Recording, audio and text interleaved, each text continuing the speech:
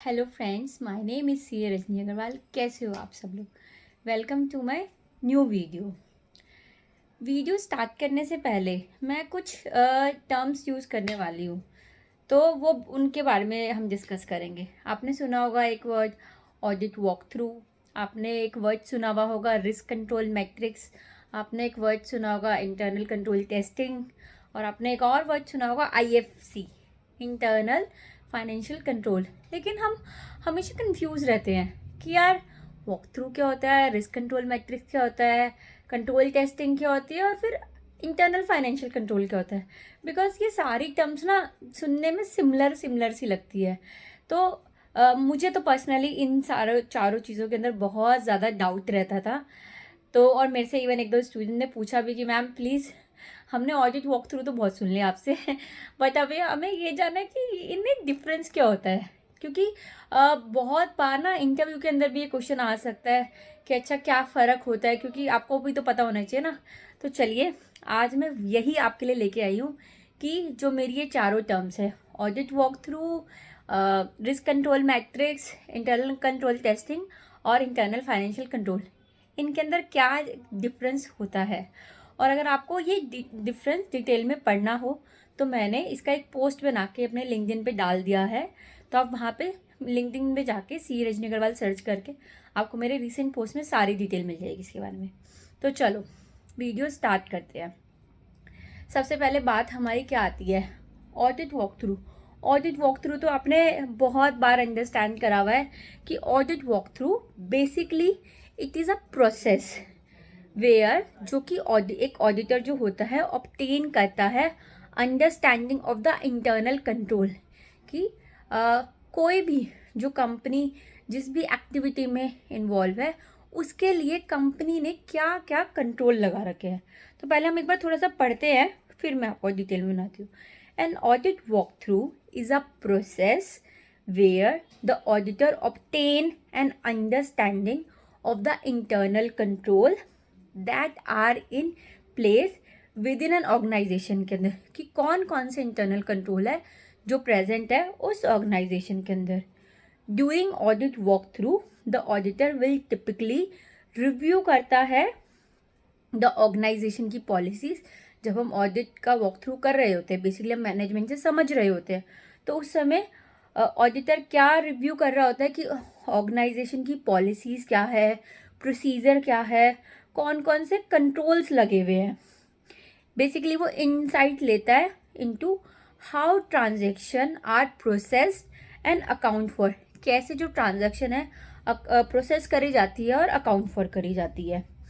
Purpose क्या होता है वॉक थ्रू का? The purpose of audit walk through is to assess the design of internal control and understand the flow of transaction, कि हम design समझ सके इंटरनल कंट्रोल का डिज़ाइन क्या है और हम लोग अंडरस्टैंड कर सके फ्लो ऑफ ट्रांजेक्शन, एंड उससे ही हम ये भी आइडेंटिफाई कर सके एनी पोटेंशियल कंट्रोल के अंदर कोई वीकनेस है या कौन कौन से रिस्की एरियाज हो सकते हैं। तो ये बेसिकली हमारा ऑडिट वॉक थ्रू का पर्पस होता है कि हम एक्सेस करते हैं डिज़ाइन ऑफ इंटरनल कंट्रोल और अंडरस्टैंड करते हैं flow of transaction to identify any future में होने वाला कोई भी कंट्रोल के अंदर वीकनेस या फिर कोई भी रिस्की एरिया के अंदर।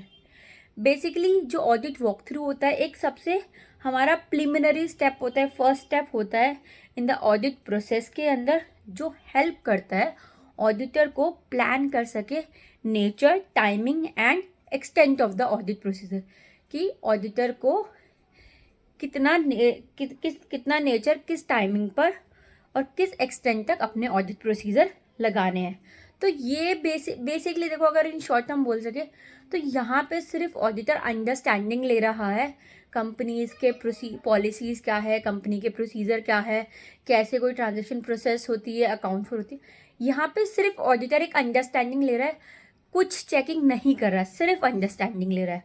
अब एक आप ये समझो कि ये तो हमने समझा कि ऑडिट वॉक थ्रू ये है, लेकिन जो ये कंट्रोल, बार बार हम कंट्रोल की बात कर रहे हैं, ये कहीं तो लिखा हुआ होता होगा ना कि जो हमें बता रहा है कि हमारा जो प्रोसेस है ऐसे ऐसे इन 5 एक्टिविटीज़ के अंदर 5 स्टेप्स के अंदर बाइफरकेट हुआ है। तो उसका कोई डॉक्यूमेंट होगा ना कि जहाँ पे लिखा हुआ होगा कि रेवेन्यू के लिए ये कंट्रोल है, परचेजेस के लिए ये कंट्रोल है, एम्प्लॉय बेनिफिट एक्सपेंस के लिए ये कंट्रोल है, बैंक की ट्रांजैक्शन कैश एंड बैंक के लिए ये कंट्रोल है, पीपी के लिए ये कंट्रोल है। तो ये कहीं तो किसी डॉक्यूमेंट में लिखी होती होंगी। जिस डॉक्यूमेंट में लिखी होती है उसका नाम होता है रिस्क कंट्रोल मैट्रिक्स। तो बेसिकली रिस्क कंट्रोल मैट्रिक्स क्या होता है?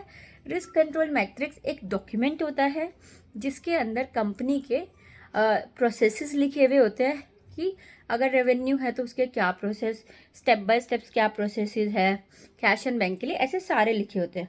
तो अगर हम इजी लैंग्वेज में बोले तो रिस्क कंट्रोल मैट्रिक्स एक कॉम्प्रिहेंसिव डॉक्यूमेंट होता है जिसमें लिखा हुआ होता है बिजनेस के प्रोसेसेस और उससे एसोसिएटेड रिस्क कि जो मेरा एक ये प्रोसेस है उससे एसोसिएटेड रिस्क क्या है। फॉर एग्जांपल के लिए यहाँ पे मैं जैसे आपको बताती हूँ कि रेवेन्यू के अंदर मेरा सबसे पहले का जो प्रोसेस एक स्टेप लिखा हुआ है कि मेरे जो एग्रीमेंट्स बनते हैं न्यू कस्टमर से वो साइंड होने चाहिए और उसमें सपोज करो ये लिखा हुआ है कि CFO या MD ऐसे करके लिखा हुआ है CFO या MD के साइन होने चाहिए या वो बोर्ड मीटिंग के अंदर अप्रूव होने चाहिए, ये लिखा हुआ है। ये तो है कंट्रोल। अब उससे एसोसिएटेड रिस्क क्या हुआ कि मिनिमम 2 डायरेक्टर के साइन होने चाहिए थे और बोर्ड मीटिंग में अप्रूव हुआ होना चाहिए था, इस टाइप से कुछ लिखा हुआ है।